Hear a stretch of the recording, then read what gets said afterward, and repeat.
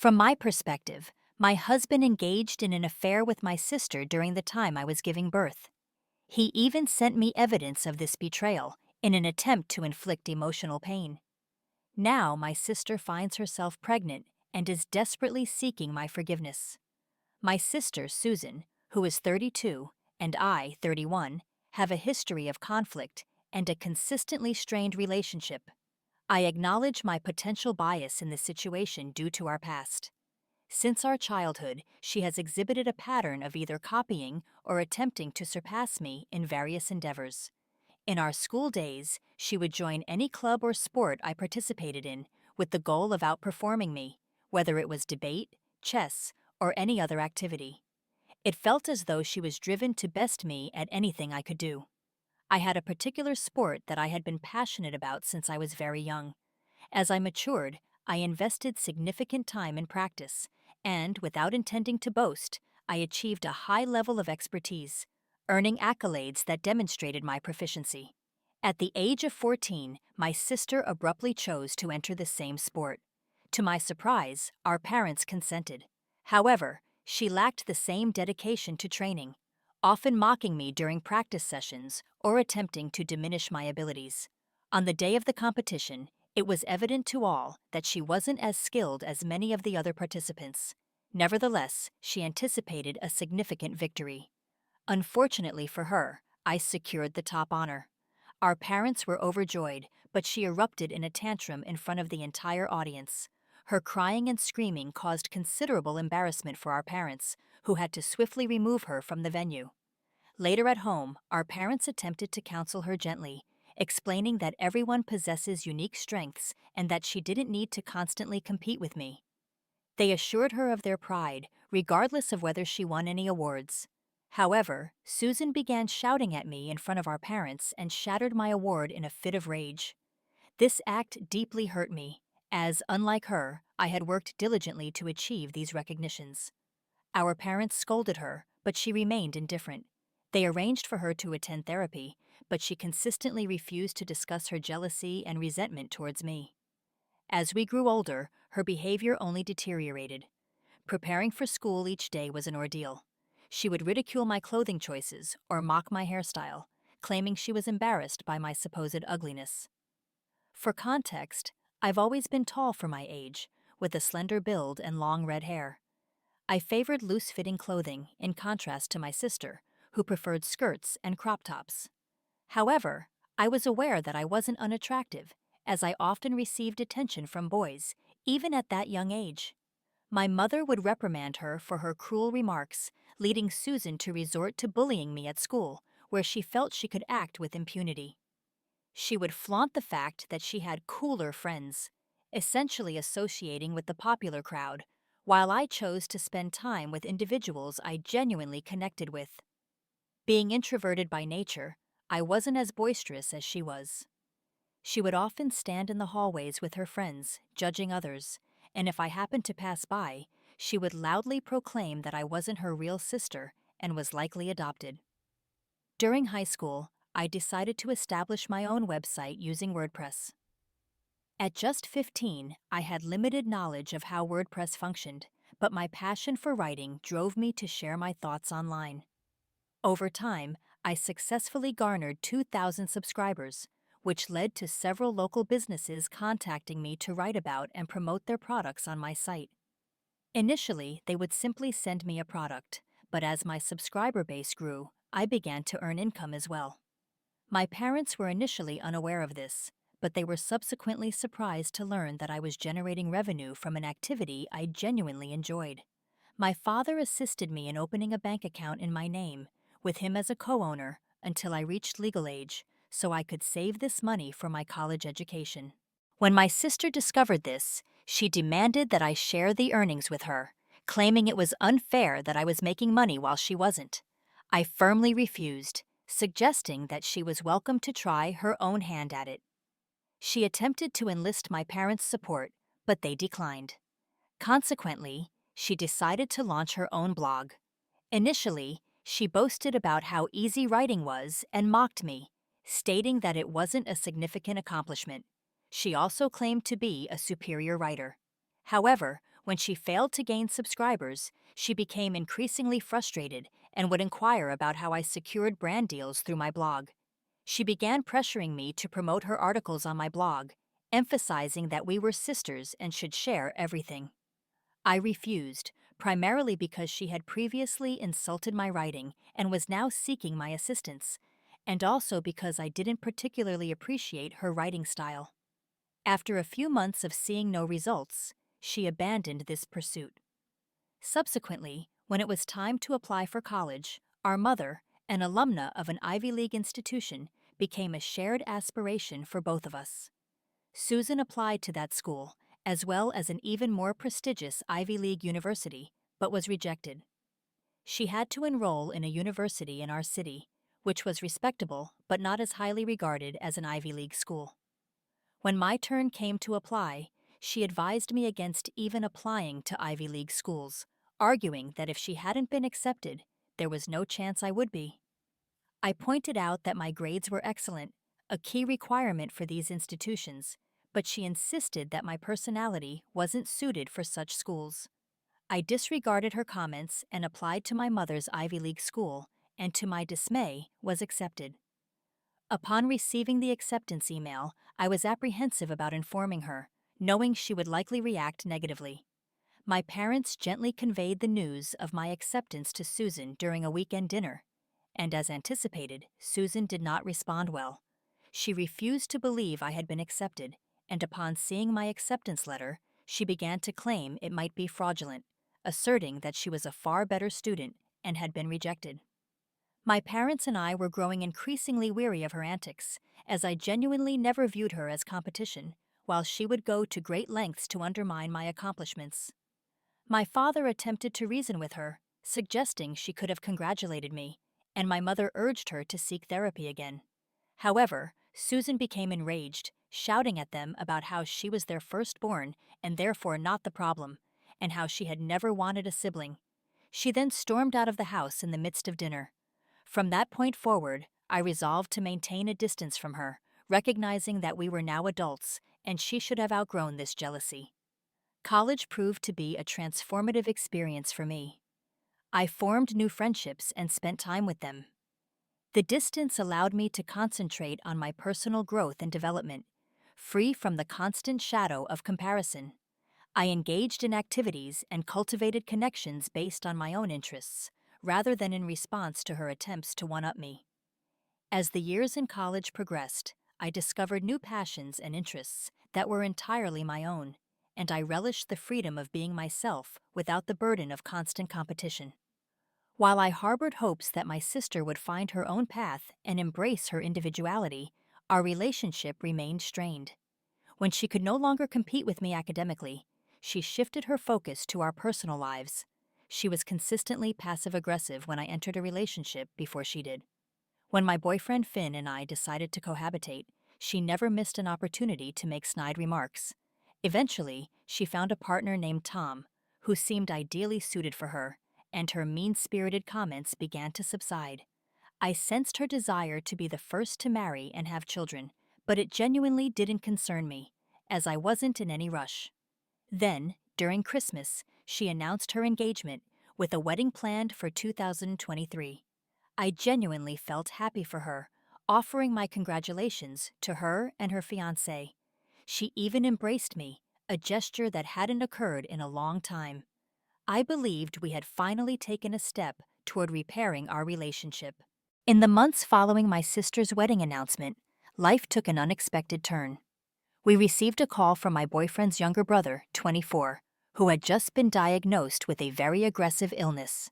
The news was difficult to process, and without hesitation, we rushed to his side to provide support. My boyfriend shared a close bond with his brother, and I could see the profound impact the news had on him. My boyfriend and his brother had also lost their father at a young age, so they were intimately familiar with the pain of losing a loved one. While we were staying with his family, my boyfriend proposed to me one evening, unexpectedly. I was surprised, as although we had discussed marriage, I didn't anticipate he would propose under these circumstances. My boyfriend explained that he feared his brother might not live to witness our wedding, and because he loved me and desired to spend his life with me, He saw no reason to postpone it any longer. I fully understood his perspective and agreed, as I loved him and recognized the immense joy it would bring his younger brother and the rest of the family. We discussed it, and both Finn and I agreed that we weren't inclined toward extravagant weddings with large guest lists. Instead, we envisioned a simple celebration surrounded by our closest loved ones. His family and brother were overjoyed upon learning of our engagement. I witnessed his younger brother shed tears of joy and embrace us.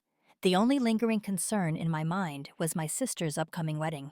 I didn't want her to revert to her competitive behavior, and I believed we were now too mature for such immaturity. Therefore, I decided to call her and have a conversation before even informing my parents. I contacted her, knowing she was aware of my boyfriend's brother's health condition, and shared the news of the proposal. I explained that we planned to have a small wedding this year, with only close family and friends in attendance, including her, my parents, grandparents, and a few friends. My intention was to ensure she could still have her grand wedding as planned, and I wasn't overshadowing anything. I emphasized how much it meant to Finn's younger brother that he could be a part of our celebration. However, Susan became upset. She immediately accused me of being jealous and suggested I was exploiting a dying person to rush into marriage before her. She declared that this was the reason she had always resented me since birth. Her words wounded me deeply, and I broke down. I was already grappling with Finn's brother's illness, and now my own sister refused to accept that this had nothing to do with her.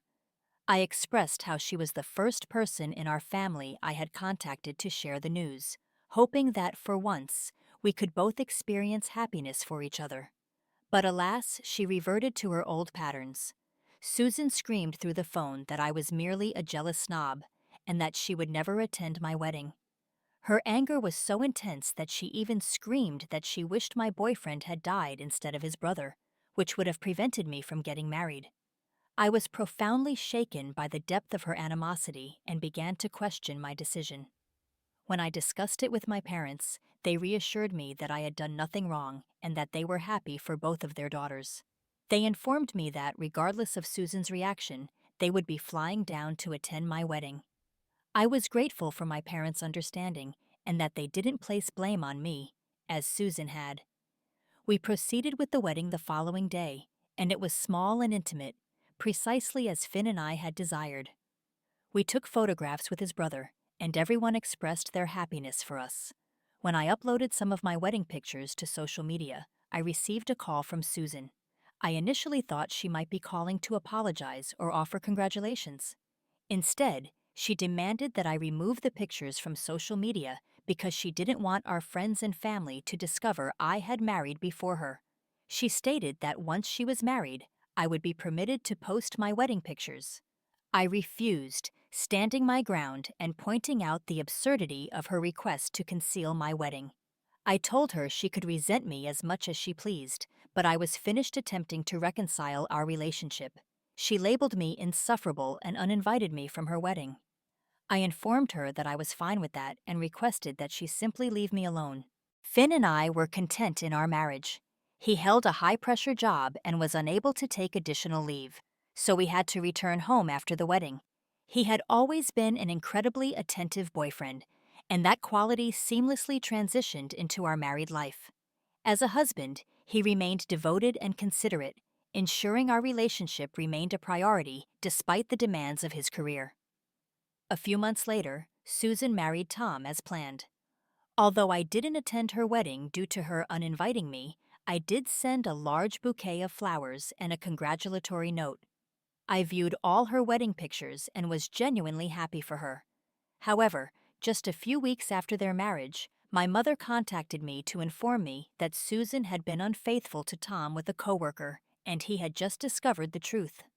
This was a significant scandal, and everyone blamed Susan, who attempted to defend herself by claiming she desired an open marriage, but Tom refused. Ultimately, Tom filed for an annulment, refusing to remain with her. We felt sorrow for Tom, as he appeared to genuinely love Susan. As if this wasn't enough distressing news for our family, Finn's brother also passed away during this period. My husband and I rushed to be present for his funeral rites, and he was completely devastated throughout the ordeal. I'm not sure why, but something within my husband shattered, and Finn was never the same afterward. He was no longer attentive or affectionate. He would become easily angered by minor issues and begin raging at everyone. I urged him to seek grief counseling, but this behavior persisted. He ceased going to the office and was eventually terminated. He would spend entire days in his pajamas, simply playing video games or watching sports. I was a paramedic working hour shifts and was the sole income earner during this time. I would make every effort to communicate with my husband, but he would never take me seriously. No amount of counseling or therapy seemed to be effective because he refused to help himself.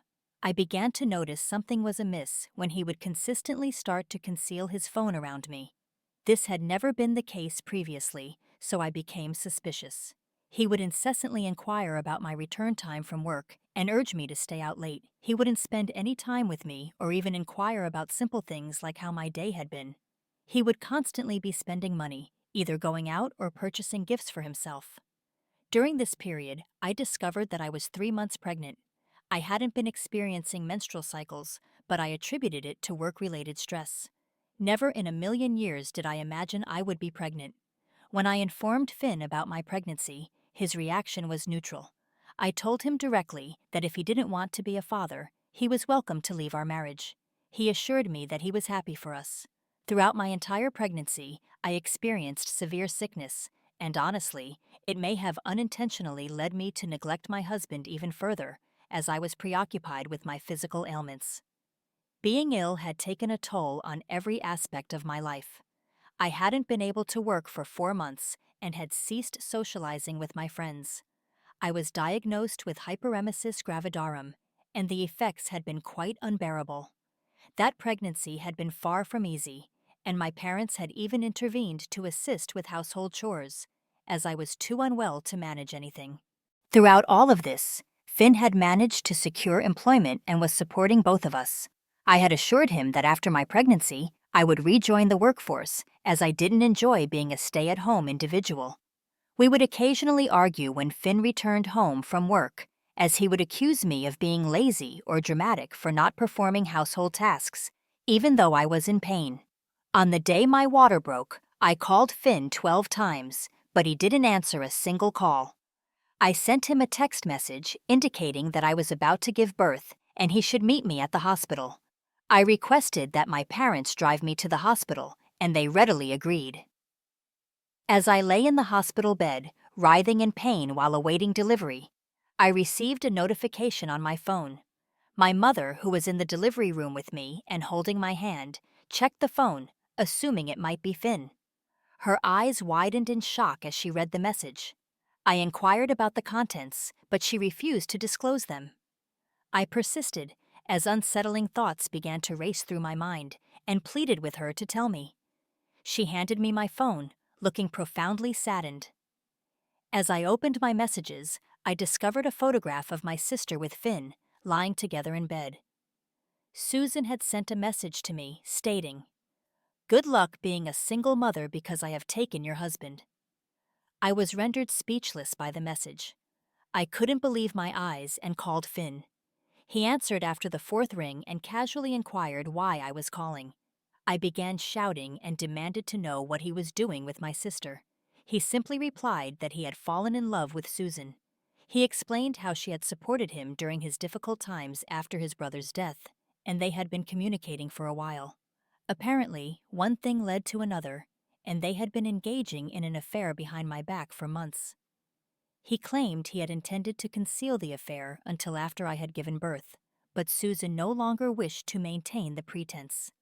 It was clear to me that Susan had deliberately waited until this precise moment to make this revelation even more agonizing. He began to apologize, but I interrupted him, stating that I didn't care about his apologies and that I would see him in court. Infidelity was a non-negotiable issue for me, and even though my heart was shattered into a million pieces, the love of my life and the father of my child had chosen to betray me by sleeping with my sister. I wouldn't allow this to break me. I cried throughout my delivery, overwhelmed by heartbreak and pain. Thankfully, despite this, my daughter, Aurora, was born healthy and thriving. My mother cried tears of joy, and later, my father couldn't stop gazing at my baby and congratulating me. All my family members and friends came to visit me to offer their support. I ensured that everyone was aware that Susan had slept with my husband and sent me that photograph. My parents contacted Susan and informed her that they were finished with her and that her actions were unforgivable. They told her she should never refer to them as her parents because they were ashamed of having given birth to her. Susan attempted to protest, claiming that she and Finn were in love, but my father assured her that she was disinherited. We blocked her from our lives and our phones. Some of my cousins and relatives sent her hateful messages, and I did nothing to dissuade them. Her actions warranted being exposed. I also informed Finn's mother about her son's actions, and she was shocked. She did attempt to speak with Finn, but it was all too late. I was going to divorce him, and no one could prevent me. I moved out all my belongings, and my parents assisted me in relocating them to their house. Finn did try to confront me, claiming he had been reflecting, and after speaking with his mother, he realized he had made a grave error. However, I didn't even spare him a glance. I refused to allow him to see our daughter until we had resolved it through the court, as I didn't trust him around our child. His and Susan's actions were unhinged, and I didn't want Aurora exposed to that. While residing with my parents, I consulted with a reputable lawyer and filed for divorce. During the divorce proceedings, Finn fought vigorously to avoid paying alimony. However, because he had cheated on me during the marriage while I was pregnant, the judge refused to let him evade responsibility. Regarding custody, I was granted primary custody, and he was permitted to see our daughter only under supervision. My lawyer did an excellent job of presenting evidence of Finn's struggles with depression and aggressive behavior following his brother's passing, which was potentially a red flag. It has now been 8 months since my divorce from Finn. He consistently provides child support, but beyond that, he rarely visits our daughter. He has attempted to speak with me and apologize on a few occasions, but I pay him no attention. I've returned to my work, as I need to provide for my child, while my mother babysits Aurora. Then, after I return home from work, I take over. Aurora is the sole reason I've been able to maintain my composure and continue with my life. Yesterday, unexpectedly, I received a call from an unknown number. When I answered, I heard Susan's voice on the other end. I froze in shock, as I had blocked her from my contact list months prior. Susan implored me not to hang up and began to explain how she had been trying to reach me for months and finally decided to call me from her friend's phone. I firmly stated that I had nothing to discuss with her and requested that she not call me again. However, she immediately rushed to say that Aurora was going to have a sibling soon. A mixture of shock, disbelief, and a tinge of anger washed over me. I demanded an explanation, and she revealed that she was pregnant with Finn's child. She continued to say that I should forgive her now for the sake of her child, as she was going to be a mother, and that we should move past our differences. I firmly reiterated to Susan that I didn't care whether she was pregnant or not, as I wanted nothing to do with her. Hearing this, Susan began to scream about how, because of me, our parents and the rest of the family had ceased communicating with her and didn't even return her calls. She lamented how Finn refused to acknowledge her pregnancy and was pressuring her to terminate it, and how she had no one to assist her during such a challenging time. I laughed, hearing her pleas, and reminded her how she had chosen to sleep with my husband while I was pregnant the entire time, and how she had sent me that inappropriate photograph during my childbirth. I told her that she had made her bed and should now lie in it, and gleefully told her to enjoy being a single mother without any support system. Since our call, I've discussed my sister with my friends and have received mixed reactions. While some of my friends believe I'm doing the right thing, others feel I'm being excessively cruel, particularly because I understand firsthand how difficult it is to be alone during a pregnancy. Therefore, I'm here on Reddit seeking an unbiased perspective. Am I in the wrong for refusing to forgive my sister after she slept with my ex-husband and shattered my life? Update 1. Okay, everyone, I've received numerous comments, and it has given me much to consider. I want to clarify that I hold my husband equally accountable as I do my sister for their actions. The reason Susan's betrayal hurt me more deeply is because she has consistently competed with me throughout our lives. I've never understood why. All I ever desired was an elder sister to admire, yet I ended up with a sister who was a bully. I will never forgive her, regardless of what anyone says. However, I will speak with my parents and make it clear that they are welcome to maintain a relationship with Susan and her son if they choose to do so. Update 2. It's been 3 months since my previous update, and people have been urging me to provide another. I apologize. I've been preoccupied with work and childcare. By the way, Aurora is doing wonderfully, for those of you who have inquired about her. She's an adorable child, and I find myself falling more in love with her each day. Finn doesn't really visit her, and honestly, I don't mind. When Aurora is older, I can have this conversation with her, and until then, she's content being cared for by me and my parents. Now, regarding the main update, I did have a conversation with my parents and informed them of Susan's pregnancy. They were shocked, just as I was. I informed them that it was Finn's child and that he wanted nothing to do with her. Apparently, my mother began to cry, and I felt emotional witnessing my parents' distress. I could see the profound disappointment my parents felt toward my sister. My father finally contacted Finn to have a man-to-man conversation. Finn disclosed the truth. He revealed that after our divorce, he had ceased seeing Susan as she lost interest in him and abandoned him. She began dating multiple men, and he was deeply hurt, so he stopped pursuing her. Then, a few weeks later, she contacted him and informed him of her pregnancy. Finn told her that since they weren't married and had no intentions of reconciling, she could potentially choose not to proceed with the pregnancy. However, Susan informed Finn that she desired to be a mother, just like me, and that he should prepare himself. Finn pleaded with her to reconsider, as pregnancy and childcare are not easy, but Susan apparently stated that if I could manage it with Aurora, she could do it as well with her son. Finn informed my father that he was prepared to pay child support, but desired no relationship with the child. Since this conversation, my parents have realized that Susan hasn't changed at all. She's clearly having this baby to somehow compete with me once again. Honestly, it's exhausting, and I don't want Aurora to grow up as I did. Therefore, I intend to keep myself and my daughter distanced from all of this. I informed my parents that they were welcome to communicate with Susan and maintain a relationship with her if they wished, but they seemed hesitant. I've also begun searching for houses so I can move out of my parents' residence with Aurora. Update 3. Hello, my fellow Redditors. I'm providing this update after several months. I'm grateful to everyone who has been following my posts and offering me sound advice. I did relocate from my parents' home, as I mentioned earlier, and currently, Aurora and I are living independently. I've employed a babysitter who cares for my daughter while I'm at work. It feels wonderful to finally have my own space.